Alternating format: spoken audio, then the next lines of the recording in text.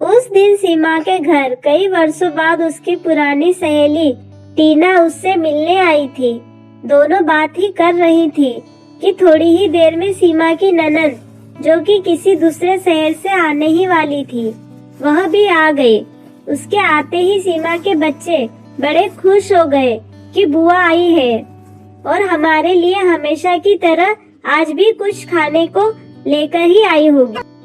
फिर जब तक उनकी बुआ ने बच्चों को उनकी इच्छित वस्तु बैग में से निकालकर दे नहीं दी, तब तक वे अपनी बुआ को घेरे खड़े रहे। यह सब टीना देखे जा रही थी। सीमा ने उससे पूछा, इस तरह क्या देख रही है? मेरी ननद बच्चों को बहुत प्रिय है। जब भी आती है बच्चों के लिए कुछ न कुछ विशेष तौर पर लेकर आती है। यही नहीं, बच्चों की उनसे पटती भी खूब है, इसीलिए बच्चों को उनके आने का इंतजार बना ही रहता है। अब तो जितने दिन वो यहाँ रहेंगी उतने दिन रोज हम मिलकर सारे काम जल्दी निपटाएंगे और फिर दिन भर मजा मस्ती, खेल और गप्पों का दौर शुरू हो जाएगा। यह सब सुनकर टीना बोली, तू कितनी लकी है कि तेरी ननद इतनी अच्छी है। मेरी ननद तो साल में एक बार ही आती है, पर क्या बताओ, उसके आने के बाद तो हमारे घर का माहौल ही बदल जाता है। मेरे बच्चे बुआ का नहीं, उनके बच्चों का इंतजार करते हैं, क्योंकि उनके साथ खेलना होता है। उनके आने के बाद मैं तो बस फिर घर में बस काम वाली बाई बनकर रह जाती हूँ। घर में पूरी फैमिली, मेरे सास ससुर ननद पति सब मिलजुल कर बतियाते हैं, पर मुझे उसमें शामिल नहीं करते। किचन में तो कोई झांकता तक नहीं, बस बाहर से ही ऑर्डर करते हैं कि मन्नू आई है तो उसकी पसंद का ही खाना बनाओ। मेरी ननद और सास बाजार या अन्य कहीं घूमने भी जाते हैं, पर मुझे बताते तक नहीं कि कहाँ जा रहे हैं, कब आएंगे। यहाँ तक कि हमारे घर की साल भर की सारी प्लानिंग भी मेरी ननद ही करती है। अभी हमारे घर में रिनोवेशन का कार्य शुरू होने वाला है, ऐसा मेरे कानों में सुनाई दिया है। यह भी मुझे बताया नहीं गया, उसका डिजाइनर भी वही सेलेक्ट करेगी। कहने को तो मेरा ससुराल मेरा घर है, पर मुझसे किसी बात में राय तक नहीं ली जाती। दूर बैठी मेरी ननद ही सब तय करती है। मेरे पति भी इस मामले में कुछ नहीं बोलते।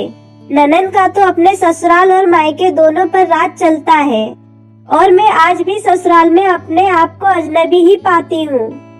टीना की कहानी में तो शादीशुदा ननद ने घर में दखल अंदाजी की, पर दूसरी ओर रीना की कहानी सुनिए। उसकी ननद घर में ही है, उसकी शादी हो चुकी थी, पर किसी कारणवश उसका तलाक हुआ और अब तो मायके में ही है। यहाँ तो हालात और भी गंभीर है, क्योंकि ननद के साथ संपत्ति भी है, जिस कारणवश घर में रीना को तो कभी भी कार्य में कोई महत्व दिया ही नहीं जाता है। ऐसा कई घरों में होता है, जब बेटी घर में हो तो बहू को अनदेखा किया जाता है, उसे कभी सहारा भी नहीं जाता। और तो और कोई बहू की तारीफ कर दे तो सास ये जरूर कहती है कि मेरी बेटी भी कुछ कम नहीं है। पर ये औरतें यह क्यों नहीं समझती कि आखिर बहू या भाभी भी एक इंसान है। कभी कभी उन्हें भी लगता है कि ससुराल वाले हमें बेटी जैसा भले ही न समझे, पर कम से कम घर का एक सदस्य समझकर कुछ तो अच्छा बोले। पर ऐसा होता क्यों नहीं? शादीशुदा ननद हो या कुंवारी, अगर भाभी के साथ हिल मिल कर रहे और घर में मसलों में उससे विचार विमर्श करे, इसकी राय को भी महत्व दे तो कितना अच्छा हो। मनमुटाव भी नहीं होगा और रिश्तों में कड़वाहट भी नहीं आएगी। कई ननद भाभियां ऐसी भी हैं जिनका एक दूसरे से इतना लगाव है कि कई बार ननद को अपनी भाभी की बात व्यवहारिक तौर पर सही लगती है और माँ का तर्क गलत, तो वह अपनी माँ को समझाए भी देती है। वह सास बहू में भी मधुर सेव बनाने का सुंदर कार्य करती है और सहेली या बहन जैसी ननद भाभी को सर्वथा प्रिय होती है।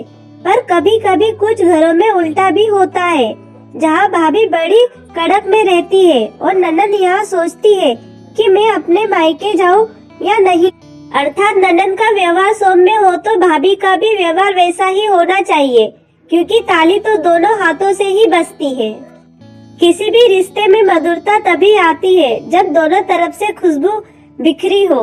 ननंद और भाभी दोनों ही खुले विचारों वाली होनी चाहिए, तभी परिवार में खुशहाली आती है। अब एक बार आप अपने स्वयं का परीक्षण निरीक्षण जरूर कीजिए कि आप एक अच्छी ननंद या अच्छी भाभी हैं या नहीं।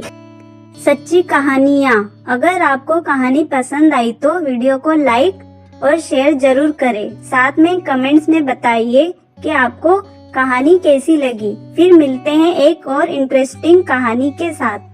तब तक आप चैनल पर मौजूद रहे और कहानियों को सुने। धन्यवाद।